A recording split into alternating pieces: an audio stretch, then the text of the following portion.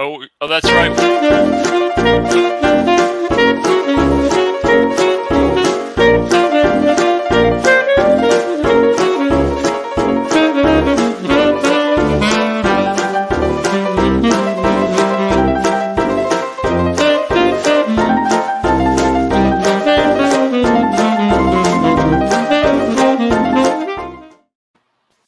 Good Hey, morning. welcome back.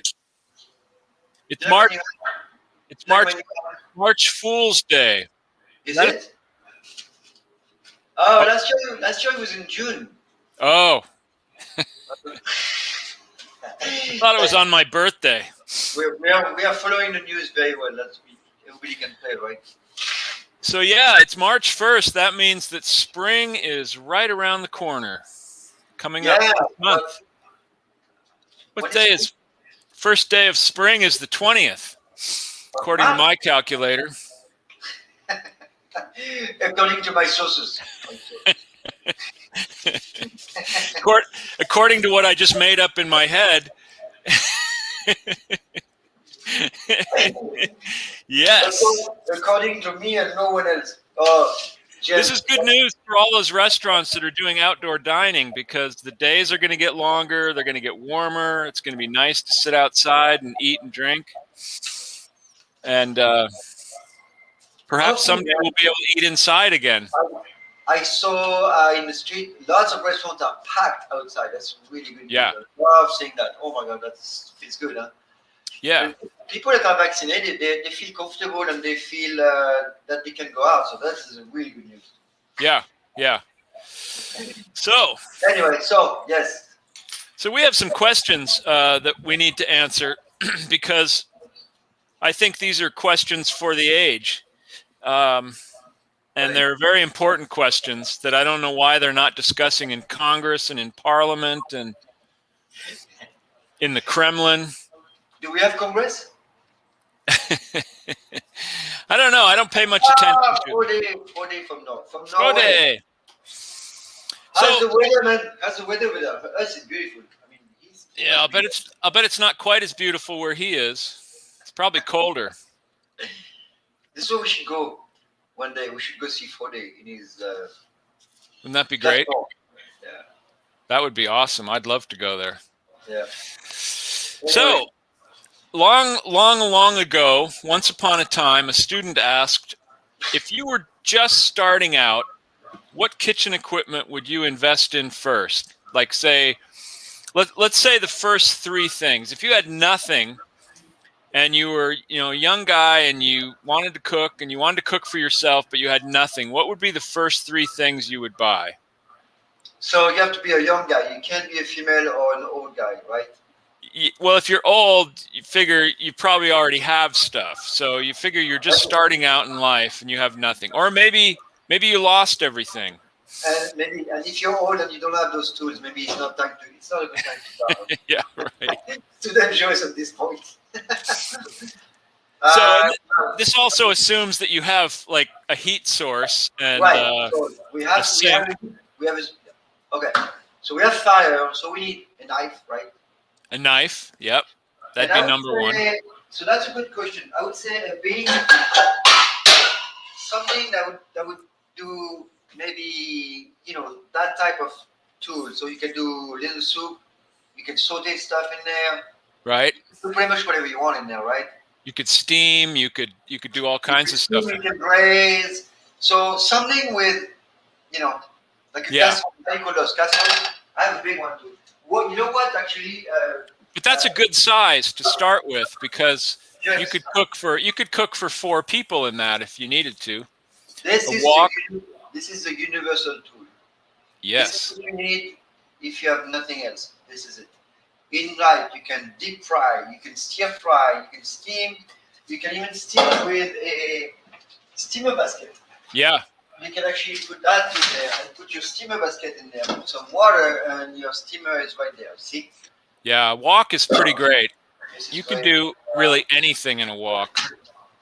You have your water, put your water in there, you can do how many floors? No, how do you say that? You don't say floors. Different flavor. levels, different That tiers. level.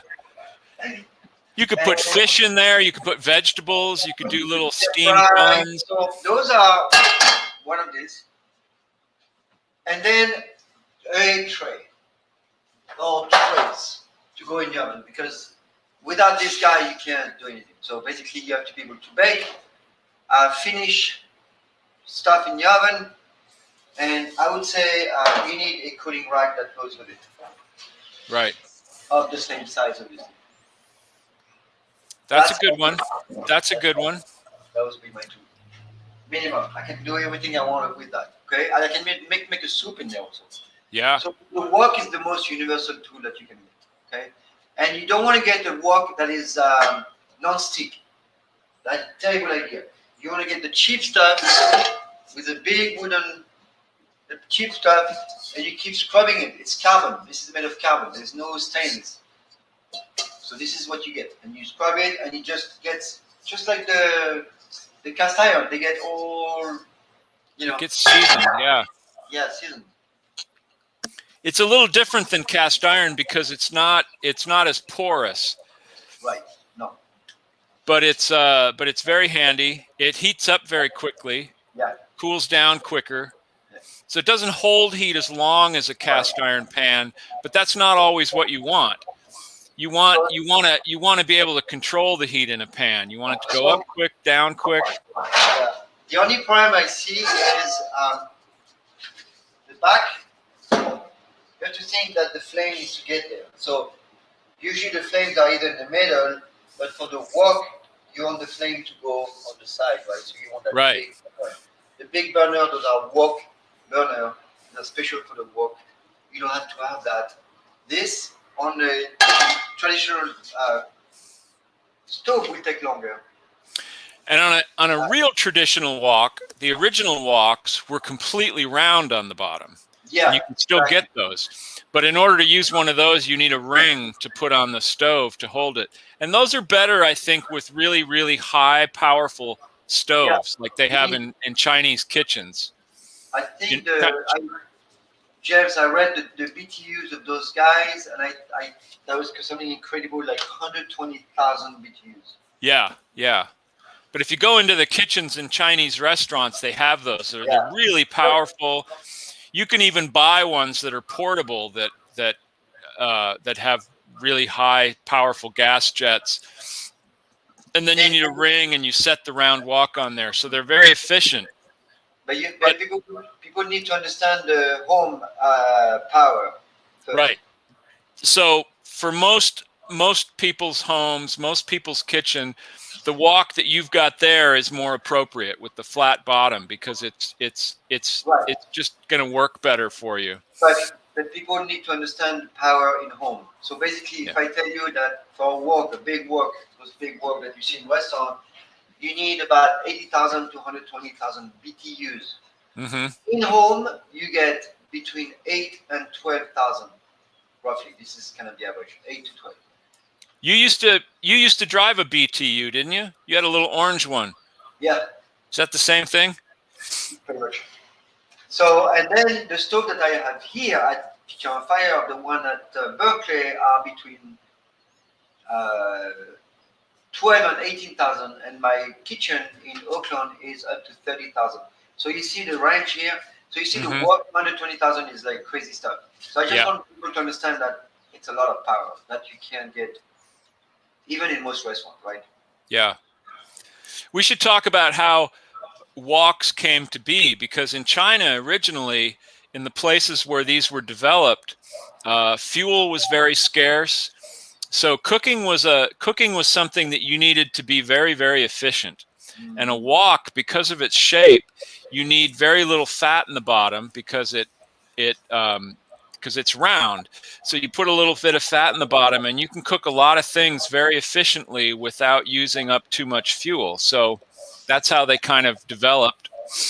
So that's why when you cook with a wok, you really want to make sure you put the thing on the side and not leave everything in the middle like a stock pot. You have to really spread your food onto the wall so it cooks on contact heat. That's what's important. But you can almost literally cook anything in a wok. Anything from obviously a stir fry. Whatever You can want. do scrambled eggs. You can cook all kinds of meat. You do great eggs in there because this is seasoned, so it doesn't Yeah, taste. yeah. It's great. So that's good. We said a knife. A knife certainly is probably the first thing you should invest in, and I would say a cutting board too, a nice cutting board, but you don't really need that. If you've got butcher block counters, you can just cut right on those. Well, you said 3, so you have to Yeah, start somewhere, right? yeah. Or And I know people that if they could only invest in 3 things, one of them would be a microwave, and I think that's a bad idea. I don't get it. I don't get how people are so attached to microwaves. But of course, for me, my pacemaker won't handle it when I go in a room with a microwave. I kind of. you can't put your face in it if you have metal in your teeth. You know That's that. right. That's right. And it would do I'm, sparkle. and I'm afraid I learned too late. You can't dry off your cat in one, so don't even think about doing that. Okay. So those that I didn't even think about a wok. That's funny, but that's a great if you're gonna have one. If you could have one pan, or you're gonna start with one pan, that's a good pan to get. But I like that one too, the one that's sitting there. I don't think the adjective is funny. I thought the adjective would be that's a great idea. All right, it's a good idea. Funny works. Funny works. So I have another question. Well, it's not my question. Someone asked it once. But you do want to know. They wanted to know if you have a signature dish or signature dishes that you do. You know, I've been asked before, and I thought about it, and because it was hard to answer. People always ask me, "What do you like to cook?" I like to cook everything, and I like to cook everything depending on my mood. You know, just not all at once. Yes. But when I'm doing really my signature dishes would be working with spices, and I think I would say Spain and Morocco are my, so I don't have a dish, but like if I have a couscous, I make a really good couscous. And I think I'm going to make a video on that because couscous, if it's well done with the lamb and the chicken and all the stuff, it's pretty great. And it's great to invite people because it's not that expensive, first of all. Because the vegetables are pretty cheap. It's usually carrots, zucchini, and sometimes onion. My mom, she never put onion, but it's mostly carrots, zucchinis, and turnip. Some people use potatoes. I don't because there's already starch with the couscous. Right. So no potatoes. But you can use saffron, and then you have your couscous, which is really sweet, super cheap. And then meat, if you eat meat. So I do a whole chicken cooked in the. You can cook everything in the vegetable. You can cook the whole thing. You can cook the meat in there, the chicken. You boil everything. It's super cool. Or you can grill your meat, like merguez, the lamb sausage that people eat. The lamb merguez, when you buy them, people, there's one thing you don't want to. You don't want the one that are red, very very red, because they put colorant in it. Just because it's. Oh right. That's the tradition, but you don't want to eat that.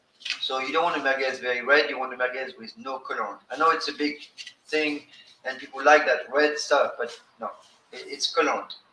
Don't eat that. Yeah, you don't need to be eating that. You get enough bad things in your body just from the environment. You don't need to be going out of your way to get artificial ingredients like that. Just by looking at the mirror, you get plenty already.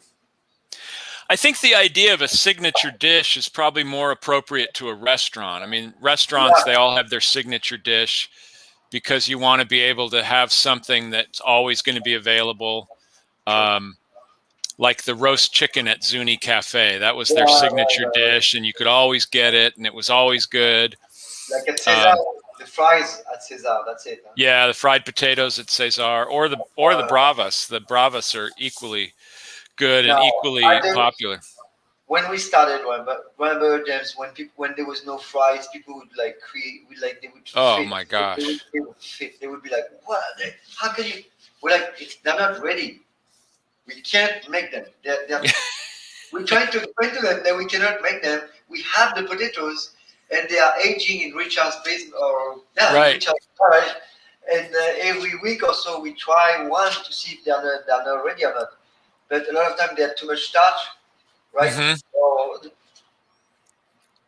too much stuff, right? Yeah, I think so. Yeah. So they burn too fast. That's crazy. And people would be like crazy. People, Like, the look on their faces if you didn't have the fried potatoes, they just be yeah, like, "Oh my god." whatever, Palo Alto. Oh my god. Yeah. Yeah, poor people. That's a tough one. That was a funny one. That was a fun one. So yeah, I think for a restaurant, it's really important to have a signature dish, because if you're just doing a standard list of foods that everybody does, it doesn't really set you apart. I mean, what could set you apart is that you do those things really, really well, and that's important. But I think to have something that's a little different, something that's unique to you, I think is always a good idea if you're trying to distinguish yourself from the competition. If you will, my I would say my signature food is health priority food. If that makes any sense at all, which it doesn't. Yeah, But yeah. that would be always health priority, and that doesn't mean it's. People ask me, but how do I make good food healthy? So the healthier the food, the better it is. That's simple. It's the more good ingredients you put in your dish, the better it's going to come out at the end. The more flavor. So this is kind of a interesting question that people are always worried that if you make something healthy, there's no more flavor. I put salt and butter and I use bacon. No, I'm fine with all this stuff. Those are healthy. You don't make Yeah. a meal with no fat and no salt. That is unhealthy. Yeah, I've I don't. when I was in the specialty food business at Dean and DeLuca, would often hear people say, "Well, I don't buy that kind of food. I buy health food. I only Yeah, eat, yeah, what's up? healthy food." And it's like, well, what in here isn't healthy? I mean, tell me. I mean, okay, you could look at the pastry department and say, yeah, you probably shouldn't eat too much of that stuff, but that's supposed to be a treat anyway, not a staple in your diet. But everything else, I mean, we had vegetables and pasta and rice and grains and meat and fish. And tell me what do we have that's not? And not only that, the ingredients that we had were Yeah, of the finest quality. I mean, we didn't sell cheap crap. We sold the very best of the best. So so that's the idea. People read way too much, and they're always looking for a diet, which is very difficult to have a diet. What you want is you want to be able to eat everything that's available at the market, and that's pretty much it. yeah. Or whatever you want, but like don't sweat it. Don't you know? Well, people want a magic answer. They want a magic bullet that if I eat this every day, I'll live to be 100. I'll be healthy. And there's, you should, and that's the other thing. You don't want one thing that's going to make you healthy, because you want to eat a variety of foods. That's much better than saying, oh, if I just eat blueberries every day, I'll be fine. That's what. Blueberries are great, Okay, but if you got to have more than that. James, I love blueberries, but I bet you if I eat a whole case of it, I know exactly what's going to happen. I know too. And I'm not going to do that, right? They're good for you, but Yeah. a whole case of blueberry, I don't think that's going to make it. Right. So this was a question that we had in the very beginning that we used to just make fun of, but now I thought it might be interesting to discuss, and that's, do you ever smoke a little weed before you cook? Why? And in our old podcast, when we first brought this one up, we both said, why a little, Oh, yeah, why right. and why wait till, and I don't smoke pot anymore. I haven't for a number of years now, just for a variety of reasons. Not that I think there's anything wrong with it. Strawberry and I do, but I don't do it. I smoke after work. I can't work with that. Well, there's an old saying that you should never go to the grocery store stoned, because That is the you're going to catastrophe. buy all kinds of shit that you don't need. Or hungry. You don't have to be stoned. You can just be hungry. Hungry, yeah. If you're hungry and you go, man, you buy everything you don't need. But when I used to get really high, I would want sweet things. I would want, ice cream and, brownies or whatever. And so, I don't want to go shop for that kind of stuff. Yes, And I think I'm sorry to answer for this question. Yes, I mean that question. Yes, season, food in season. So this is important because now with, and I'm not saying it's bad to eat vegetables. It's really good to eat more vegetables for sure. We eat way too much meat. I eat meat, but I like vegetables with it. And I want to point out that now we are overgrowing out of season vegetable, and this is a very big problem for the land. So now with all, we are selling more vegetables for more vegans and more vegetarians. The fact we have more vegetables is great, but the fact that now we have to grow out of season vegetables constantly, that is not good. Right. So we are creating a worse problem from one place to another. It's interesting. Huh?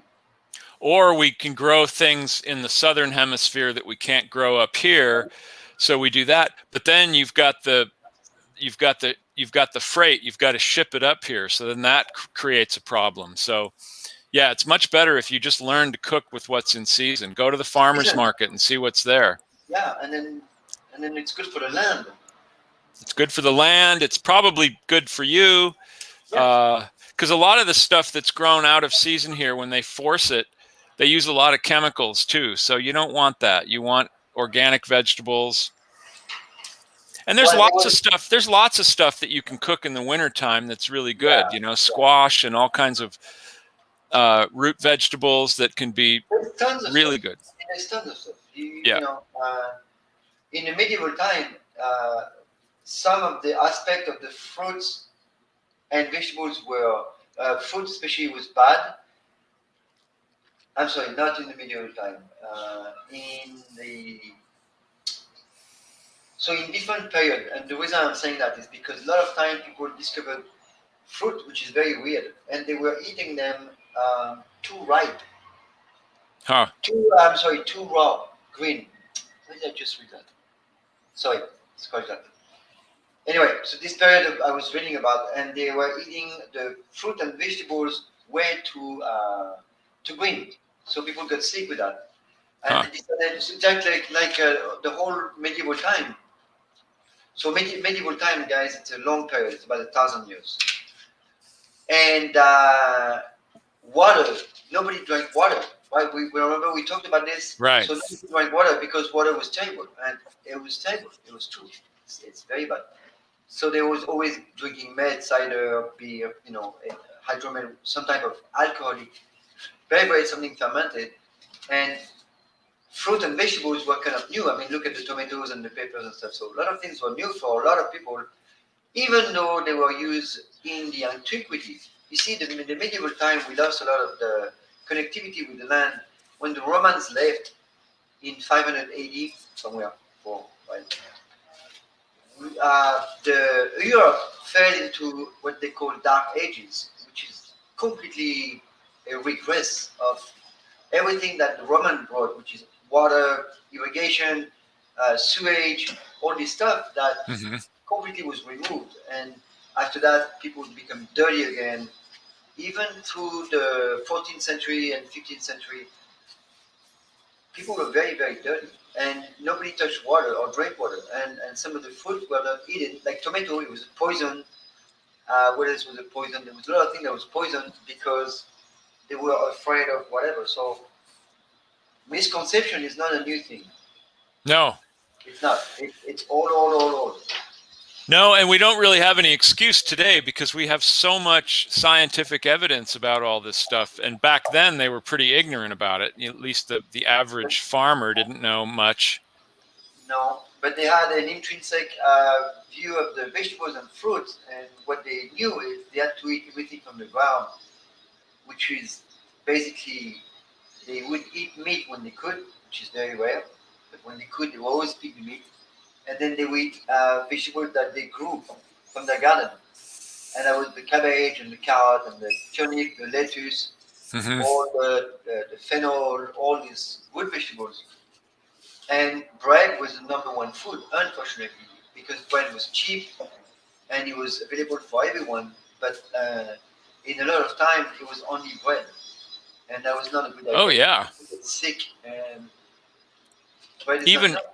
even much later than that, I'm rereading Anna Karenina by Tolstoy. Oh wow, yeah. And there's the scenes where they're out in the fields and the peasants are are cutting the wheat in the fall, and when they stop for a meal, the kids come out into the field bringing bags of bread and beer, and that's all they eat. That's what they had. The one guy sits down with a little bowl, he crumbles some bread in it, puts some water in, mixes it up, and that's his little soup that he has for lunch. And they would eat bread, and consequently they thought if you had bread, you were better off than not, because it was bread better than no bread. It was the staff of life. There was no food. So there was this huge carence in the nutrients that kept following forever, and bread. And you can see any pictures of any dinner, unless you see those feasts. If you don't see a feast, you always see the same thing at the table. You see bread and probably soup, or just bread and wine or beer. And you can many inscription or painting decoration of the time, which were also, when you see painting from this period, you have to know that those were commanded. I mean, they were paid for. So when the painter would paint something from this area, that was not him painting the thing. It was something that someone ordered to him to paint whatever. So it was fake, right? A lot of time it's fake. You could see, you see, for example, some peasant in the field with like blue jacket or purple. That doesn't exist. There was no colors for these people. Blue and purple is very, very rare, only for the extremely. But blue was the king's outfit, and then purple was very, very special. It's super expensive.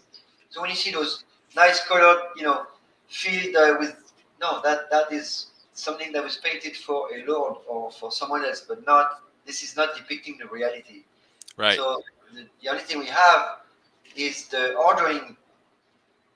What people would order for the city every week. So you can. Well, and even the upper classes, you read about these meals that people had. And this was in the late 19th century, and a feast was, you might start with oysters, and then have some turbot, and then have some game birds, and then you have meat, and then there were no vegetables mentioned. And they probably had some in there somewhere, but they weren't eating a lot of vegetables. It was all about meat and game and fish, and then they'd have sweets at the end. They'd have little cakes and ices, and they would do a confit fruits. Yeah. So they keep really well, and compote and jams, because the reason they were eating so many jams is because it's an easy way to keep those fruits. Right. And to transport them. So that was one of the reasons. Yeah. So, yeah, vegetables were not king back then, which is interesting, even though they could afford them. I mean, they did. It mostly went into soups, I think. In the countryside, that was all they were eating. Yeah. Unless they found meat. So in the monasteries, the meat was, so they had des jours maigres, where there is no meat. It's about 100 days a year. And that's for everyone. So that was a good thing, actually, to implement that. But the monks, they could have meat only if they were sick.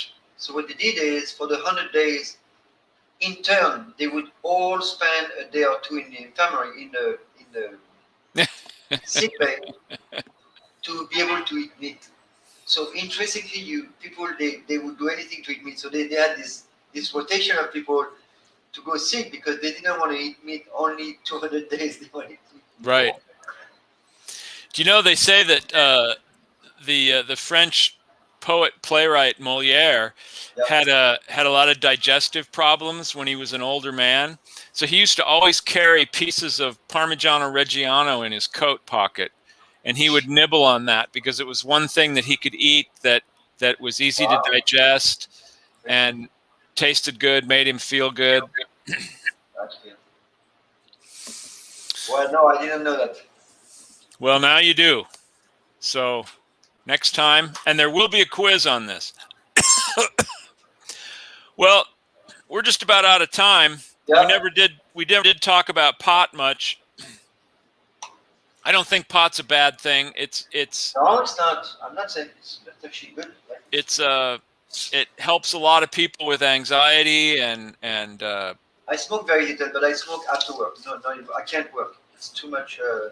yeah, Too I've difficult. never liked smoking pot before I had to do something important because pot makes me stupid and lazy. So, or maybe I'm just stupid and lazy, and pot just brings it out. I don't know. I'm sure that's probably it. So with that, thank you Great. for joining us Thank you. today. Good to hear from you, man, and good to see you again. Yeah, and we'll be back next Monday with more fun and game. Yeah, Oh yeah, we will. That's right. yeah. Forgot about this. We'll be right here, right in these exact same positions next Monday. So join us. I have my new. Did you see my new thing that my brother made? That's with. Yeah. Yeah, Like, very nice. Shirt with the. Okay, yeah. Very, very nice. All right, people. Goodbye. Thank you. Thank you. See you soon. Don't forget to what? What was that? Don't forget. Don't be afraid of your kitchens. Don't be a friend to your kitchen. Don't hide from your kitchen. Boom.